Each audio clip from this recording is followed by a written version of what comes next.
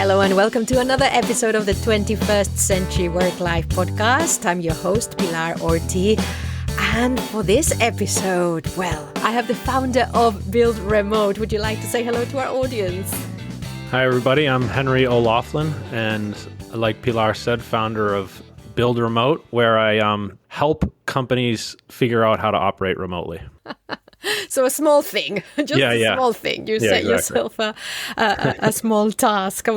We've got something slightly different prepared for today's episode, as in it's more of a thought experiment, I think. But before we go there, I think it's interesting to know where you're coming from. Most listeners know where I'm coming from. What is Buildremote then? I mean, we know what you aim to do. How are you doing that? I ran a fully remote marketing agency. I worked there for 8 years, and I was the operator of the business for the most recent 6 of those years. Mm-hmm. And then, as we all know, 2020 and the COVID stuff hit, and everyone was forced to work from home or work remote.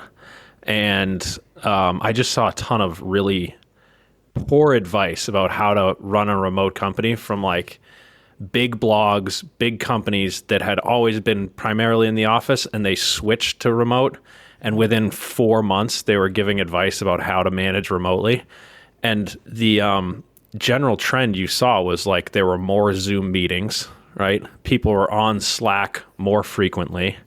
Managers were trying to figure out, what are my people doing? Check in with everybody more. And I was just thinking, those are all the mistakes we made like 8 years ago. Mm-hmm. And the way I viewed it, we made all of the mistakes. Like we'd always get something wrong and then do it for like a year and figure out it was wrong, and then we'd do it right. So it took us years to figure out how to run a business remotely. And I started Buildremote as just a blog at that point in 2020, just to try to help people with the experience I had, the head start I had on operating remotely, managing remotely, hiring remotely, building a remote culture, how you keep in touch with people, all that. So I just started writing about it. It grew, the audience grew, and then it turned into a business where I help smaller sized businesses figure out how to operate remotely. And I call it the remote operating system. It's basically the playbook we put together at this marketing agency about how we do all those things: onboarding, management, the tools we use, the metrics we look at. So I come in and help companies do that. Mm-hmm. So do you actually work with them in a kind of consultant advisory role? Yeah, consultant. Mm-hmm. For the most part, it's like a consultant, come in, sort of install the playbook is what I would say, and then send them on their way. That's pretty much how it works. What about all the templates and things you have on your homepage? Do you also offer something for people who want to do it themselves as well? Yeah, I have downloads on my site. If you go to it, you'd be able to find. So you could take the playbook, which is a spreadsheet plus a like operating manual, something like 15, 20 pages operating manual for a remote team. You could take it and implement it yourself as well. So that's part of the business too, is the advice and content part of it, the do it yourself stuff. Mm-hmm. Yeah, but your site has a lot of information. It does. You've listed companies, you've got a lot of things. Why have you built up this wealth? I mean, to help people as well, but what is your interest as well? You must be interested in finding out all this stuff. Yeah, it's funny. So I told you the remote company I ran was a marketing agency. Mm-hmm. So we helped other companies write content for their websites and attract the right audience to their site. Mm-hmm. And we did that as a remote company.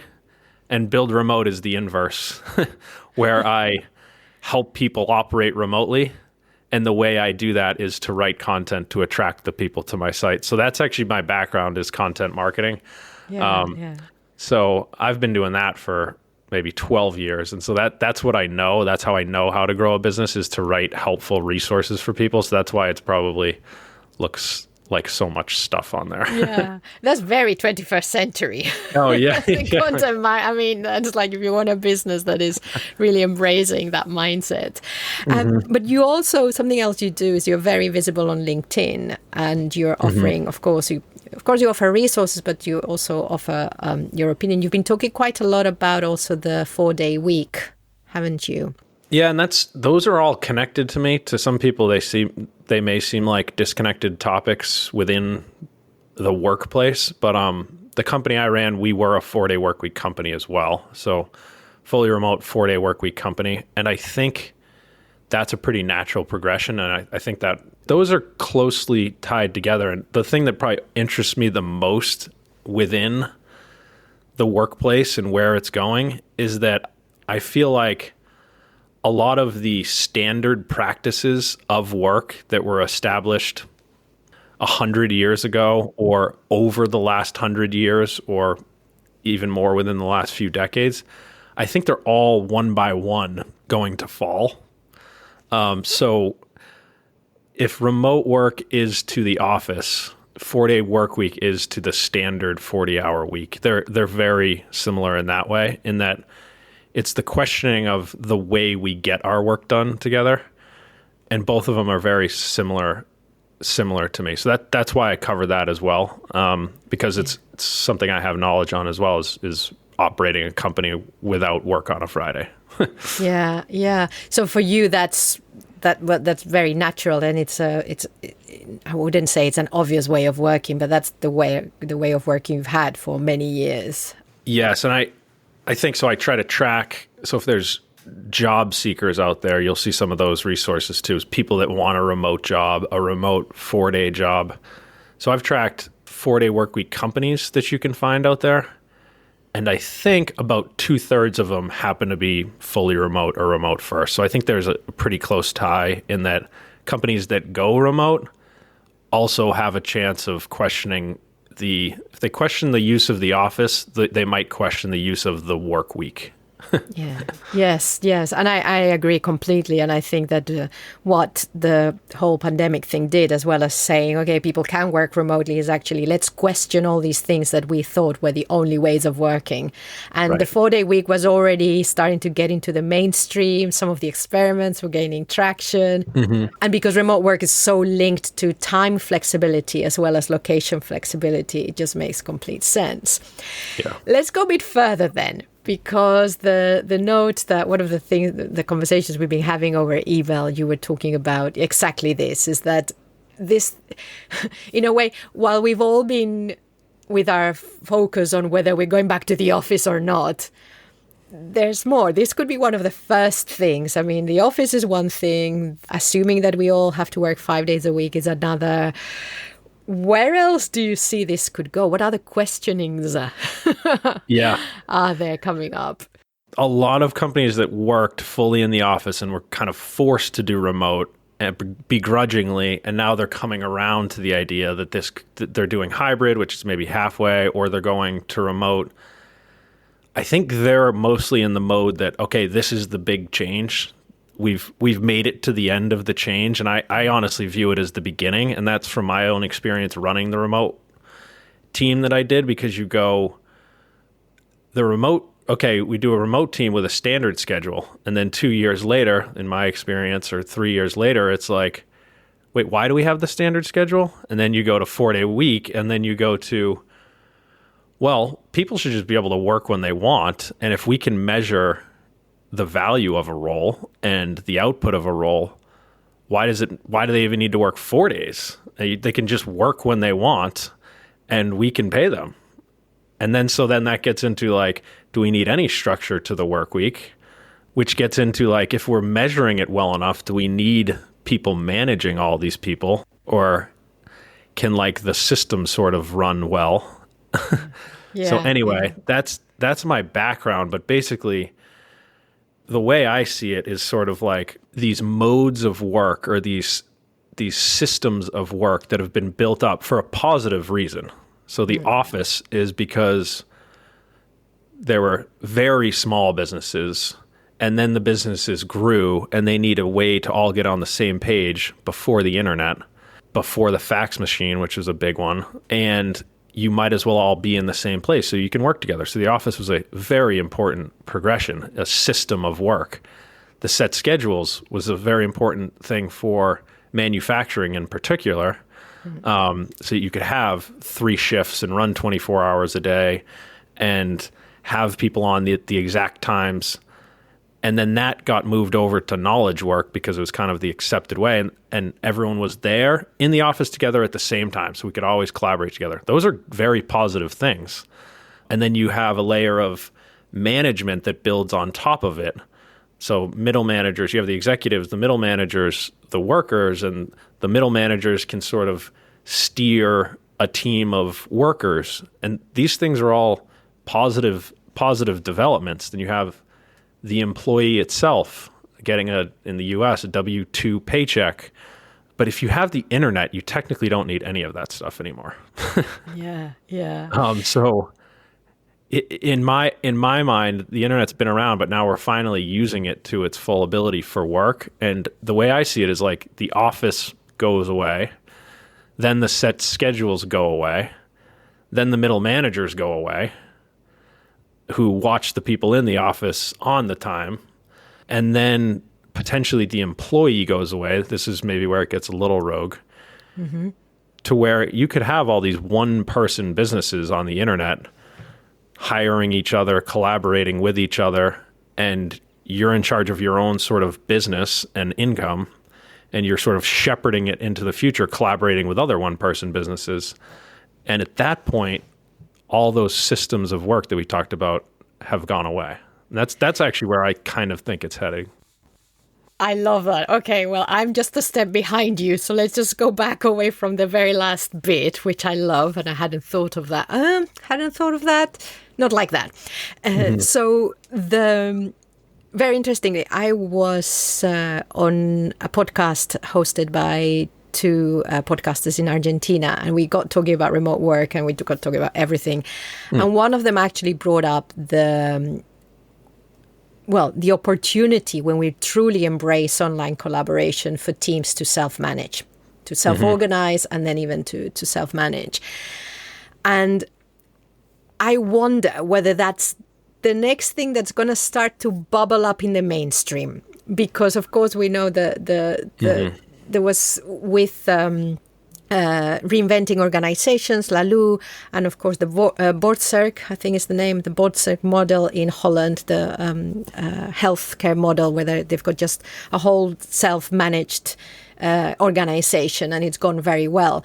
And that was really bubbling up about, I don't know, maybe 8 years ago or something like this, 10 years ago, at least in the UK. You were hearing a lot about it. And then it kind of stayed, it didn't quite kick off with holacracy as well. You know, it was really gaining momentum. And then, and I wonder whether we've got remote work, so we understand exactly what you were saying. We now understand how true use of the internet can help us collaborate day to day and change how we work. We're now questioning the schedules. So what would a society with a 4-day week look like? We're starting to think about that.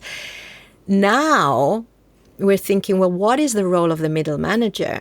If traditionally it's been more of a supervisor, coordinator, however, now we've got the internet that everyone has embraced. So I'm wondering whether that's the next little step.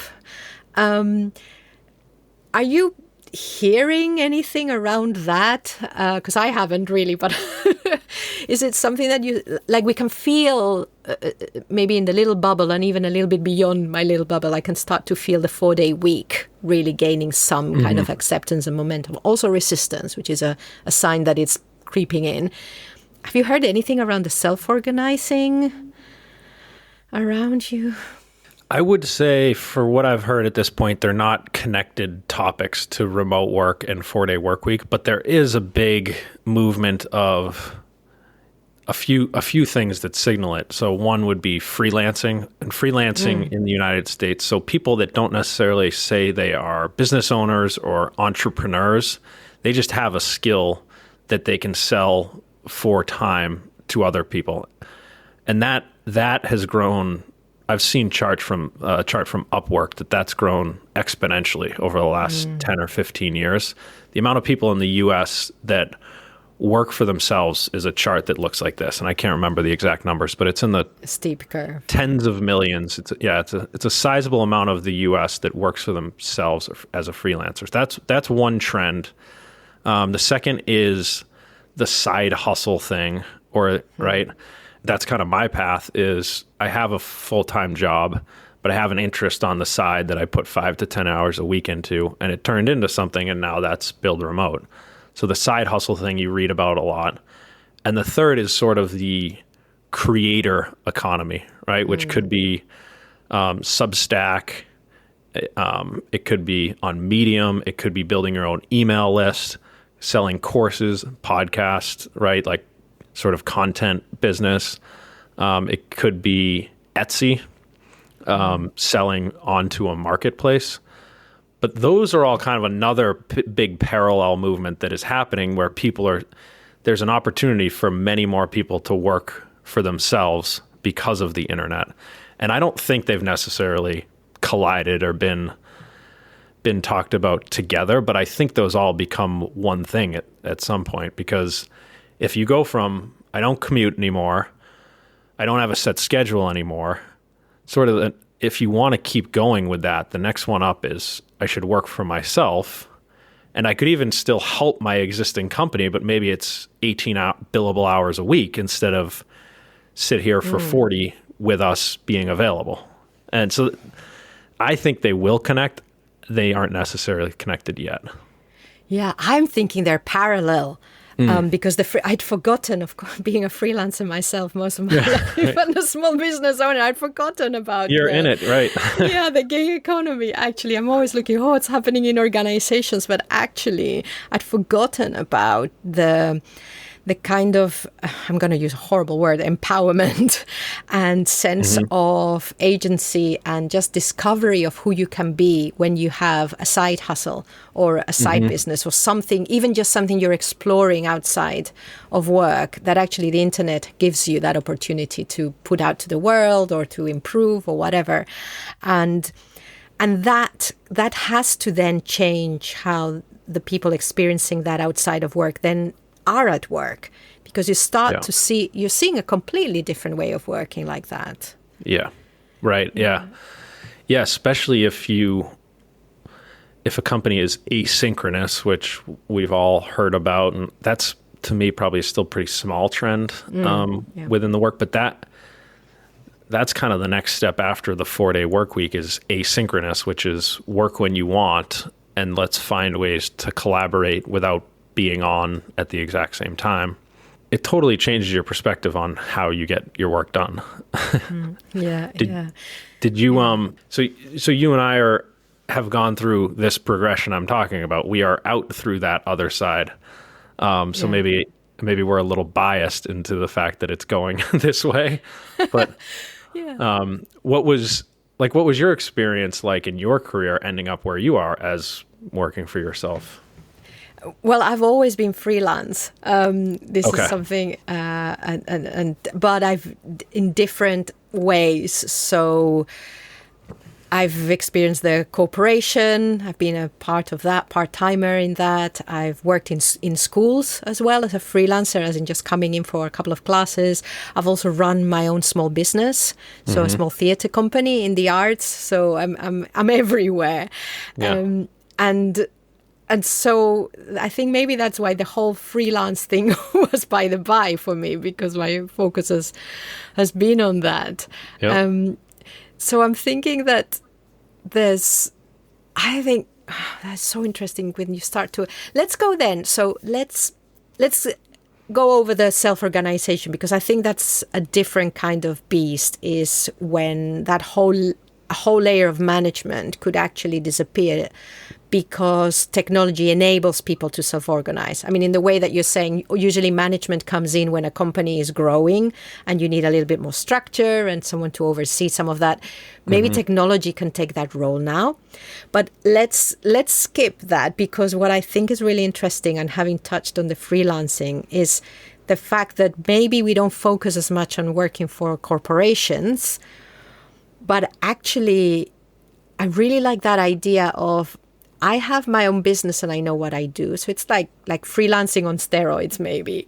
And then how might that pan out? I mean, in your head, like, yes, how might that, what's the networking like in there? What's the collaboration like in there? Just, how do you see it? Yeah, so I think something like Upwork. Do you use Upwork at all? Do you hire people? I haven't, but explain to our listeners some listeners might not have heard of it. A lot of them will. Yeah. But explain how that works. Upwork is a marketplace of individuals that have skills. So you can go on there and hire a graphic designer. You could go on and hire an accountant, a writer, an editor, a videographer, any sort of skill you need to get done. There's a freelancer or a small agency on there. It's a two-sided internet marketplace. A company like Upwork is a massive breakthrough to me. That's like the kind of that could be the catalyst for this movement from the traditional company employee manager structure to the one-person businesses, the freelancers. Because when you used to grow a company, your main choice was to hire another employee. Like that's how you grow. And as I grow Buildremote, I just go find people on Upwork with individualized skills that are much better than me at the individual skill. And you can also hire them in a different area. So I'm not hiring anyone in the US for super expensive. You can hire somebody in Mongolia or Bangladesh that can do this well, and they can make a good living in their local place, and it's cheap for me. So it just completely, like a company like Upwork unlocks the ability to grow a business that way. And the other way I look at it is like the 40-hour work week, the employee that comes in and there's a block of 40 hours. The move to freelancers or contractors, it's the first step that breaks up those 40 hours, which is attributed to one person's skill set. You could break that block of time or that budget into 100 different people's skill sets with something like Upwork. And so at a company, you often will have these meetings where it's like, we need to, let's say in a marketing department, we need to grow on Instagram. We need to figure out an Instagram presence. We've heard that would be good for a company like ours. Can somebody go figure that out? We find somebody in the marketing team they're doing LinkedIn and Twitter right now for the company. Can you go figure out Instagram? So they go on and do a research project and make an internal presentation, and then they go start doing Instagram for the company, but they're complete beginners, and you're taking a chunk of their 40-hour time or a chunk of that budget, and you're paying it to a beginner in that scenario. Whereas with freelancers and a place like Upwork, you're unlocking those 40 hours and that budget into experts, as long as you can manage it. And that's when I just look at Upwork, I'm like, that's how everyone will work in 20 years. We're just kind of using each other's super optimized skills rather than like having a block of 40 hours that we pay for that requires all the skills. It seems to be the next step for me. That's how I see it.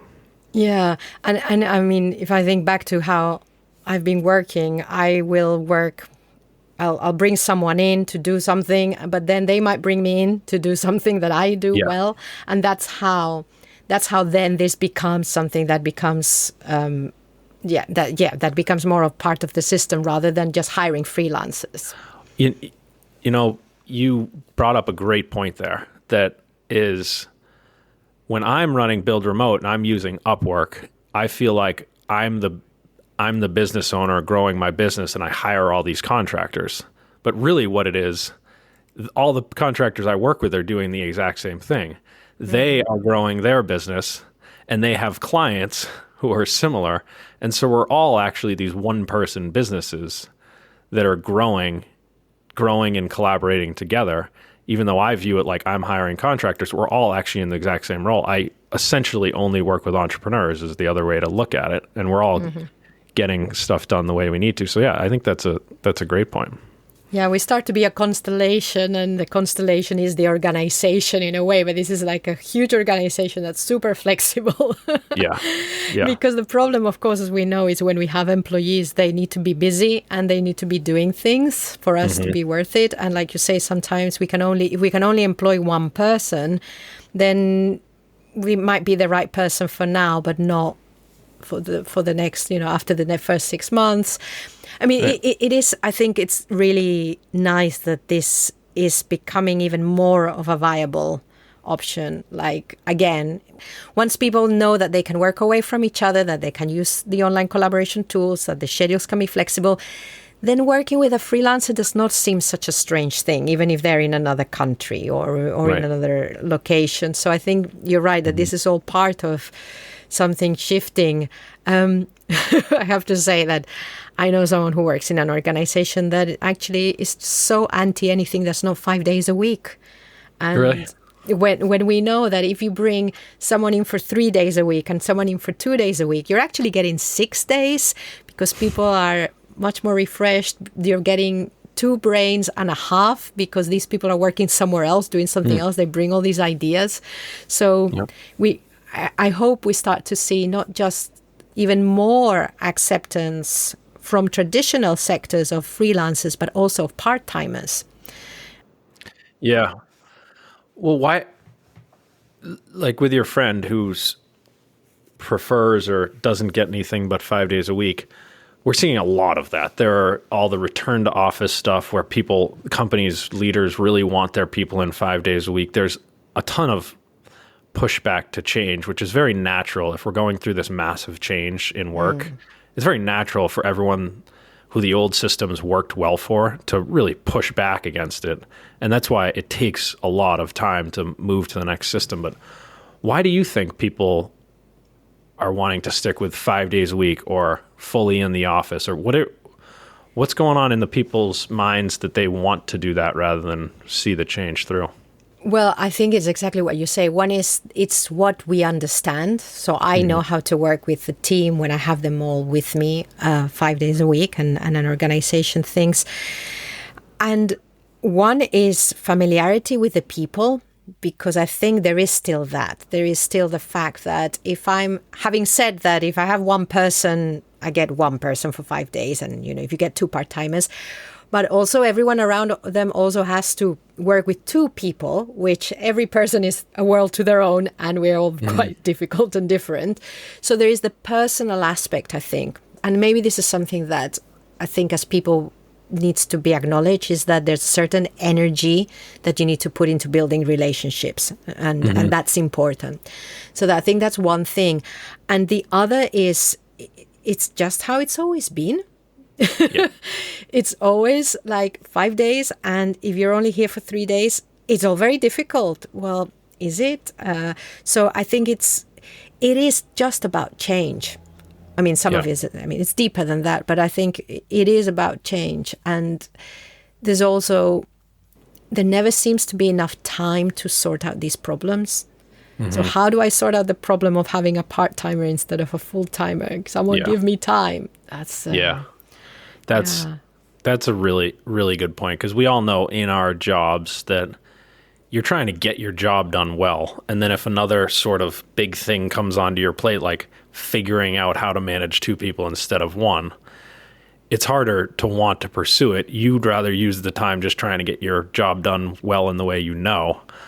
So I understand that. Like I see that. The other thing why people are resistant that isn't talked about enough is that, and I've said this many different times, but it's like we've worked in the office for something like 100 years. So we're good at the office. And then we've worked remotely, most people, for 3. Yeah. So we're bad at remote. And so everyone says remote is bad. And actually the case is you're bad at remote. And they conflate the two. And I always equate it to like Not that I have any experience, but I'd imagine it would be like when you transition from horses to cars and everyone's good at riding a horse or steering a horse and buggy, and everyone was incredibly bad at driving. And so there's all these accidents on the road, and there's all these people that stand to lose because they've built up all the horse businesses. So you go, cars don't work. We know horses work. Cars are always crashing and killing people. And it's like, just give it time. And that's sort of how I see with the remote thing. 'Cause everyone's that was in the office has made their judgment that remote is bad for collaboration. People are disengaged. It's like, just wait until you've had as much time working remotely as the office, so it's a fair comparison, and you won't. Yes. You won't feel that way. Yeah. I think that there's also, I mean, your analogy of the horses and the cars. Riding a horse is very different to riding a car. Mm-hmm. There's different bits involved. Your interaction with other people riding the horses or the cars is different. The roads need to be built differently as well. And I think it's not, I mean, we're preaching to the converted here, that we know that going remote is not just going on the internet and switching a few things. There's a whole mindset shift. All your processes need to change, but not just the work ones, also the personal ones, the human ones, how you interact as people has to change, etc., etc. And there just hasn't been enough time for a lot of that. In some organizations, they have experimented a little bit more. They have taken the time to see what works and what doesn't. But it's yeah.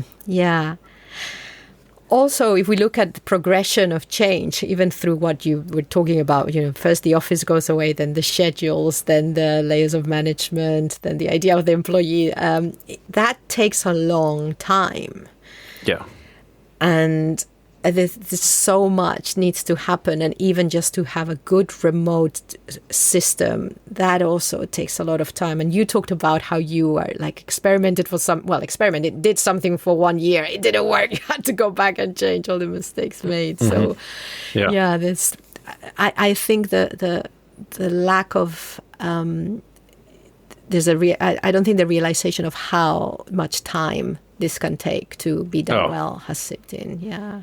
Right. And we want everything to move so quickly. We feel like,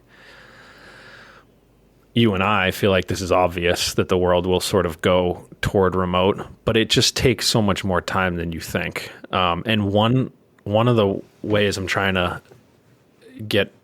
of the thoughts I'm trying to get into my head is that actually, probably when these huge technological changes come about, it basically changes when the former generation retires or dies. Sadly, that's probably the change. So this might be more like a 10 to 20 year timeline than like hey, everyone will be remote in 2025, because none of those people are going to change. Just younger people are just going to take their jobs eventually. And that's going to it's like a generational switch more than anything. So when I'm talking about the office, then the schedules, then the managers, then the employees go away, then it's like a lot of these desk jobs are actually one-person businesses in the end. That's probably like a 25-year thing at a minimum. Yeah. This isn't happening tomorrow. It needs fluidity. It needs events to arrive. It needs more of and we haven't even touched on what happens with generative AI as well, which is just going in, and how that is going to change and how that's going to support the freelance economy as well. So we've got all kinds of things. We could go on talking forever. I love these thought experiments. And listeners, we would love to know what you thought. You can email me at pilar@virtualnotdistant.com. You can go to virtualnotdistant.com for the contact form. But more importantly, Henry, if they want to connect with you and check out what you do, is it buildremote.co? Oh, I can't believe I don't have the... That's it. You got it. Excellent. Yay. Buildremote.co. And you're very active on LinkedIn. So Henry O'Loughlin, we'll put the link in the show notes. Anything else you want to say that we haven't covered? No, that's it. I was going to say the website and LinkedIn. So you got those. Thank you. And I appreciate you having me on. This is an interesting conversation. Thanks, Pilar.